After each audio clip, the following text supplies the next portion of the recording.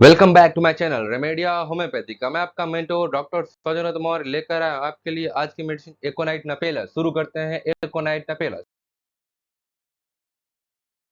इकोनाइट का main symptom ये है कि भय, मतलब फियर फियर किसी भी रोग का फियर, मृत्यु के भय के उपस्थित रहने पर इसका प्रयोग आवश्यक है। मटेरिया मेडिका की किसी भी अन्य औषधि भय का लक्षण इतना प्रबल नहीं बताया गया जितना इस औषधि में बताया गया। एग्जाम्पल के लिए देखें तो सड़क पार करने में रोगी डरा हुआ रहता है, कहीं वो किसी मोटर बाइक के नीचे लपेटे में ना आ जाए। वैसे तो सब मोटर बाइक लपेटे आते हुए डरते हैं, लेकिन एकोनाइट दूर से वो आती हुई गाड़ी को देखकर भयभीत हो जाता है, कहीं ये गाड़ी हमें कुचल न दे, हम उसकी लपेटे में ना आ जाए।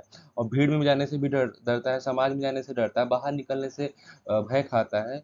ये इकोनाइट में मिलता है। इकोनाइट में मृत्यु की तारीख बतलाता है। रोगी इतना चेहरा घबराया हुआ दिखता है कि उसका बीमारी ठीक नहीं होता, जीवन की आशा छोड़ देता है, समझता है कि बस उसकी मृत्यु निश्चित है। कभी कभी वो मृत्यु की तारीख तक बताता है, भविष्यवाणी करता है, डॉक्टर से कहता है कि आप मेरा इलाज व्यर्थ कर रहे हो, मैं शीघ्र फला तारीख को, अमुक तारीख को मर जाने वाला हूँ। फला घड़ी की सुई देखकर बोलता है कि घड़ी की सुई यहाँ पहुँचेगी, फला समय पे मैं मर जाऊँगा, ऐसा बताता है। कई बात ये भी है कि फियर इसमें, जब कई बार नवविवाहित लड़की शादी के बाद जब गर्भवती होती है और माँ को पकड़ के रोती, कहती है कि मैं बड़े बच्चे को कैसे जनूंगी, मैं कैसे डिलीवरी होगी, मैं मर जाऊंगा, तो वहाँ पे एकोनाइट 200% का एक डोज देने पे भय खत्म हो जाता है और चित्त शांत हो जाता है।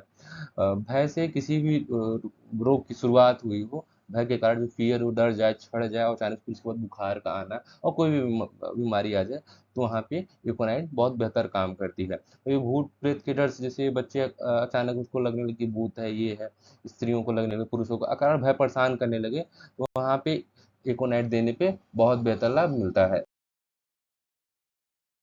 Aconite is in the highest degree of anti-phallogitis and it acts especially on the sanguiferous system. It is useful therefore at the commencement of all inflammatory disease and all extra congestion of blood. It has all advance of the bloodletting. Without its disadvantage, it is employed with the great success in croup, pleurosis, acute hepatitis, inflammatory fever, cattle, inflammation of the brain and membranes, measles, smallpox, and beating and palpitation of the heart.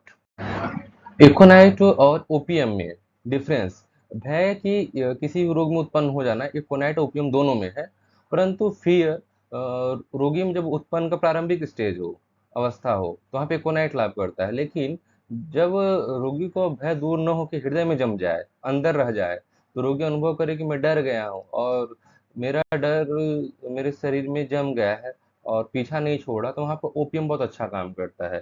तो इस symptom को देखते हुए OPM को और भी symptom मिले तो आप फियर के साथ, अगर कोई समस्या हो रही है तो आप ओपीएम भी चुन सकते हैं। Econite alternate with pulsatilla. It is a preservative against measles. One globule being ordered and 24 hours afterward, one of the pulsatilla, and both repeated several times. Even when the disease is not prevented, it is thus rendered much less formidable. सीध से एकाएक pneumonia का first attack हो जाए, अगर मरीज को ठंड लगने लगी, एकाएक निमोनिया का अटैक आ जाए, चेहरे पे घबराहट और बेचैनी दिख पड़े, रोगी भला चंगा तगड़ा था, एकदम से निमोनिया का शिकार हो गया, रोगी कहता है कि मैं अब बच नहीं सकता, मृत्यु का है, बेचैनी चेहरे पर अंकित हो जाए, दिखने लगे, छाती में सूजन, सुई से छेद सा दर्द होने लगे, किसी भी करवट लेट नहीं सकता, खांसते समय चमकीला लाल चेहरा, खून से जैसे लाल हो जाना चेहरा, और एकाएक प्रबल वेग से निमोनिया का जब अटैक शुरू होता है, इकोनाइट देने पे फेफड़े में जो भी दिक्कतें आती हैं, और इसको प्राय बाएं फेफड़े में जो ऊपरा वाला भाग होता है, यहाँ पे निमोनिया का सिम्टम मिलता है और दिक्कत आती है, तो वहाँ बहुत बेहतर काम करती है इकोनाइट। Iconite ought to be administered during the hot stage of the fever, but should be avoided during the cold stage.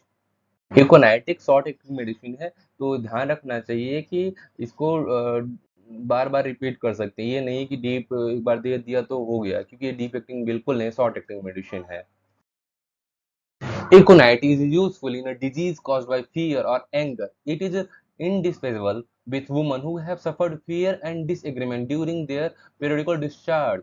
When one of globules will be enough to re-establish tranquility, whether of medicine is laid on the tongue or simply smelled by the patient.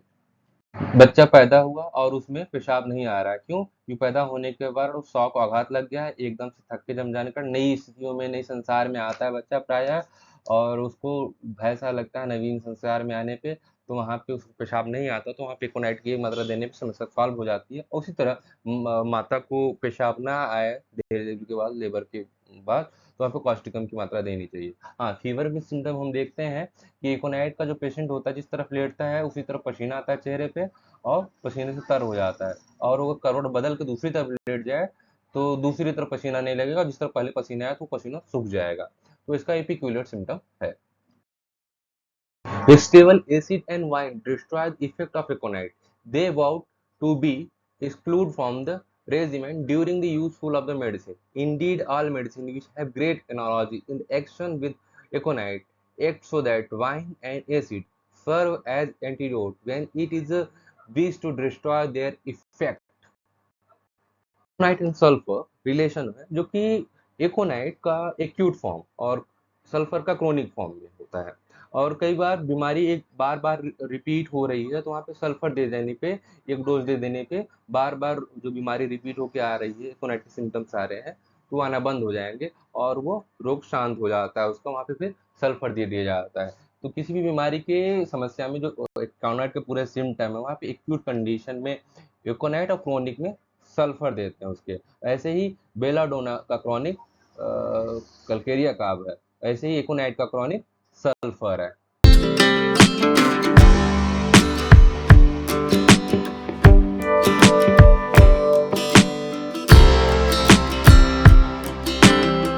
Subscribe करें, like करें, share करें, forward करें, और जो चीज़ें आपको बताई जा रही है उसको डाइजेस्ट करें। आपको आपके लाइफ में, क्लिनिकल प्रैक्टिस में, एग्जाम्स में बहुत हेल्प मिलने वाली है। और बताएं क्या जानना चाहते हैं, क्या पढ़ना चाहते हैं, हम आपके लिए लेके आएंगे सरल भाषा में होम्योपैथी। धन्यवाद।